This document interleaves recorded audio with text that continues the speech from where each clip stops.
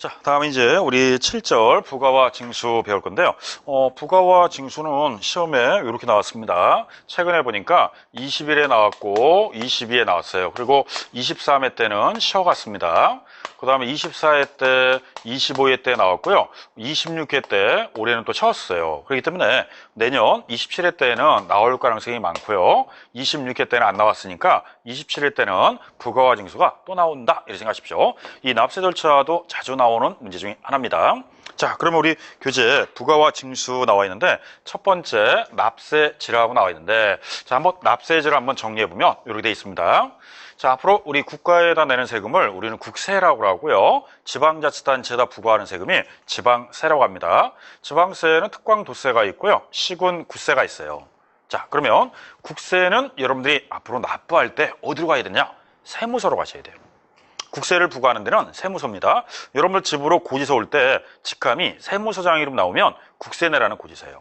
그 다음에 시군구 그러면은 지방세 내라는 거예요. 그럼 이제 여러분들이 세무서에 방문해서 신고하든 시군구에 가서 방문해서 신고하면 다 이게 하나는 국세와 지방세인데, 국세는 다 세무서로 갑니다. 그러면 여러분들 세금 내는 게 불편한 장소가 좋아요? 편한 장소가 좋아요? 편한 장소가 좋겠죠, 아무래도. 그러면 주소지가 편합니까? 물건이 있는 소재지가 편합니까? 세금 낼 때. 우리가 살고 있는 주소지가 편하죠. 그래서 국세는요, 주소지 관할 어디다? 세무서입니다. 여러분들이 살고 있는 주소지에서 내요. 그럼 대한민국 어디에서 부동산을 양도했든 양도세는 여러분들 살고 있는 세무서에 가서 신고해야지, 내가 지방에 있는 부동산 팔았다고 해서 지방 가서 신고하는 건 아니에요. 어차피 요거 걷어가지고 다 어디로 가니까? 국가에 들어갑니다. 그러니까 납세자가 편한 장소가 좋겠죠. 그래서 종부세, 양도세 공부할 때는 다 주소지 관할 세무서다 이렇게 배울 거예요. 자, 그 다음에 지방세는요, 요 재원은 지방자치단체 재원이에요. 그러면은 요건 어디로 가느냐? 소재지 관할 특광도로 가야 돼요. 이 소재지는 물건이 있는 소재지입니다. 그러면 부동산이 있으면 부동산 소재지, 토지가 있으면 토지 소재지, 건물이 있으면 건물 소재지, 이렇게 소재지로 가셔야 돼요. 나는 서울에 살고 있는데 내가 제주도에 있는 땅을 샀다. 그럼 제주도로 가야 되고요. 부산에 있는 건물 샀다. 그럼 부산으로 가셔야 돼요. 내가 살고 있다고 해서 서울에다 내는 거 아니다 이 뜻이에요. 그래서 소재지 관할 특광도 이렇게 표현합니다. 자, 시군구세도요, 소재지 관할 시군구가 과세권자가 돼요. 그래서 앞으로 우리 국세 그러면 세무서장이 부과하는 거고 징수하는 거고요. 특광도 시군구 그러면 지방세와 관계 있다고 생각하면 돼요. 자, 현재 취득세는 특광도세이기 때문에 취득세 과세권자는 특광도라고 합니다.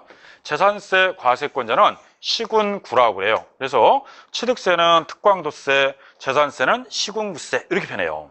단 주의할 점, 등록면허세는요, 특광도에서는 도가 부과하고요. 그 다음에 구에서는 자치구가 부과하기 때문에 요 등록면허세를 표현할 때는 도와 구세 이렇게 표현합니다. 도, 구세 이렇게 표현하기 때문에 문장을 잘 해석해야 돼요. 취득세는 특광도, 그 다음 재산세는 시군구, 근데 등록면허세는 도와 구세. 자, 26회 때 시험에 나왔을 때 이 문제가 나왔는데, 등록면허세는 특별시세가 아닙니다. 다음 중 특별시세가 아닌 거 골라라. 그 답이 등록면허세예요. 등록면허세는 특별시세, 서울특별시세가 아니라 도세예요, 도세. 그리고 서울특별시에서 붙는 게 아니라 구, 25개 자치구에서 부과하기 때문에 구세라고 합니다. 그래서 이게 작년에, 올해죠, 26회 때 시험에 나오는데, 이렇게 해서 우리 등록면허세는 특광도세가 아니라 이 도세고 자치구에서 부과하기 때문에 구세다 이렇게 표현하고 있습니다. 자, 그리고 이제 주의할 점, 취득세는 특광도세가 맞아요. 과세권자는 특광도인데 부가징수 우임 규정에 따라 실제 부가징수는 시군구합니다. 앞으로 여러분들 취득세 신고하러 갈 때는요, 서울특별시청으로 가면 안 돼요. 구청으로 가셔야 돼요. 그러면 서울특별시청에 가면 헛걸음하는 거고요. 25개 자치구가 있어요. 강남구, 서초구, 송파구, 이런 구에 가서 여러분들 신고해야지. 내가 강남에 있는 집 샀다 그러면 강남구청 가야 되고, 여의도에 있는 집 샀다, 영등포 구청에 가서 신고해야지. 서울특별시청에 가면 받아주지 않아요. 왜? 이 서울특별시에서는 대행을 위임했기 때문에 실제는 시군구에다 합니다. 그래서 여러분들이 시군구에다가 신고하고 납부하시는 거지, 이 특광도에다 신고하는 거 아니다. 자, 우임규정입니다. 다시 한번 보면 이런 내용인데, 자, 특광도에서요, 시군구에다가 징수권을 위임했어요. 그러면 납세 의무자가 세액을 결정한 다음에 시군구에 가서 신고하시고요. 그 다음에 납부서를 발급받으면 금융기관에 가서 납부하시고 영수증을 여러분들이 끊어주면 보관하면 되고, 그 다음에 금융기관은 시군구에다가 영수필 통지를 합니다. 그래서 앞으로 납세 의무자는 스스로 세액을 결정하라. 결정한 세액을 60일 안에 신고하고 다시 60일 안에 자진 납부해야 돼요. 그래서 60일 안에 신고 납부가 다 끝나야 됩니다. 요거를 납세 의무자가 의무에 대해서 납세 의무자가 의무를 이행하지 않았다. 그러면 신고 불성실, 가산세, 납부 불성실, 가산세를 부과하기 때문에 취득세는요, 가산세 제도입니다. 가산금 제도 그러면 안 돼요. 무슨 제도? 가산세 제도라고 합니다. 신고에 대한 불성실, 납부에 대한 불성실, 가산세가 있다. 이렇게 나와 있습니다. 자, 그럼 이 신고와 납부 중에서 우리 신고 기한, 이 신고 기한을 좀 배울 건데, 자, 신고 및 납부 기한 중에서 첫째, 일반적인 경우가 있어요. 자, 일반적인 경우는요, 취득일로부터 60일 이내 신고 납부해야 돼요. 60일 안에 신고와 납부가 다 끝나야 돼요. 그래서 여러분들이 취득한 자는 취득한 날로부터, 이 취득한 날이라는 게 언제냐? 요거는 우리 취득시기에서 배울 때 잔금일을 취득일이라고 그랬어요. 그날부터 60일 이내 신고 납부하라. 자, 다만 예외. 상속받은 경우는요, 상속인이 국내 주소가 있으면 상속 개시일에 속하는 달의 말일부터 6개월 이내 신고 납부해야 돼요. 자, 이거 작년에 시험에 나왔을 때요, 25회 때 가로 넣기로 나왔는데, 이 가로 넣기로 해서 다음 중 가로 안에 들어갈 말이 옳게 연결된 걸 골라라. 이게 답이었는데, 취득한 날로부터 60일이다. 다음에 상속, 국내 주소가 있는 상속인은 상속 개시일에 속하는 달의 말일부터 땡땡 6개월이다. 이거의 답이었어요. 작년 문제요, 25회 때 굉장히 쉽게 낸 겁니다. 그냥 준 문제였어요. 그래서 이거는 25회 때 이 문제를 냈단 말이에요. 이 문제. 자, 우리 가로 넣기 냈다. 우리 가로 넣기는 여태 경험상 어렵게 나온 적은 없어요. 그래서 이게 가로 넣기 나왔는데, 그냥 대부분 이 가로 넣기는 그냥 그 문맥만 정확하게 알면은 풀어나가는데 어렵지 않아요. 이거는 숫자 같은 건데 좀 암기만 하면 크게 어렵진 않죠.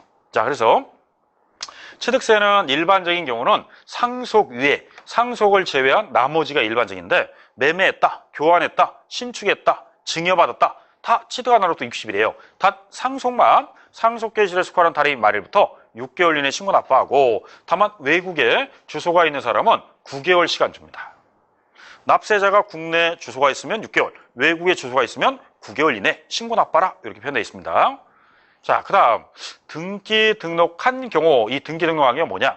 우리가 원래는 60일, 6개월, 9개월인데 이 규정에도 불구하고 본인이 등기를 빨리 원한다면 등기 등록하기 전까지 신고하고 납부해야 돼요. 앞으로 취득세 안 내시면 등기 안 해주겠다 이 뜻이에요. 그래서 취득세는요, 60일 상속받으면 6개월, 외국에 주소가 있으면 9개월인데 본인이 등기를 원하면 등기 등록하기 전까지 신고 납부해야지만 그거를 등기 하기 전에 내야 돼요. 그래서 여러분들이 영수필 통지서와 확인서를 제출해야지만 등기소에서는 확인하고, 아, 세금 냈구나. 그리고 등기해 줍니다.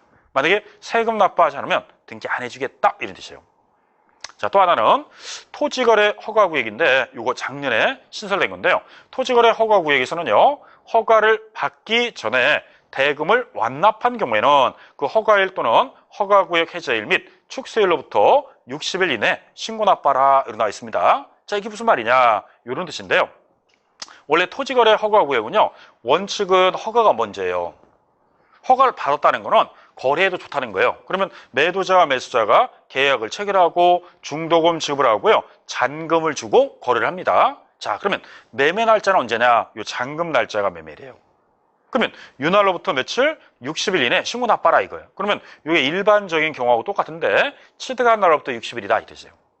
다만 요 토지거래 허가구역을 만든 거는 요것 때문에 만든 건데, 자, 허가를 받기 전에 계약을 체결하고요, 중도금 줬고 잔금을 줬는데 잔금을 준 날까지 허가가 떨어지지 않았다. 그러면 이때 허가일이 떨어져야지만 이게 효력이 있습니다. 그러면 우리가 잔금을 청구했지만 아직 허가가 떨어지지 않았다. 그러면 법률상 유동적 무효라고 그래요.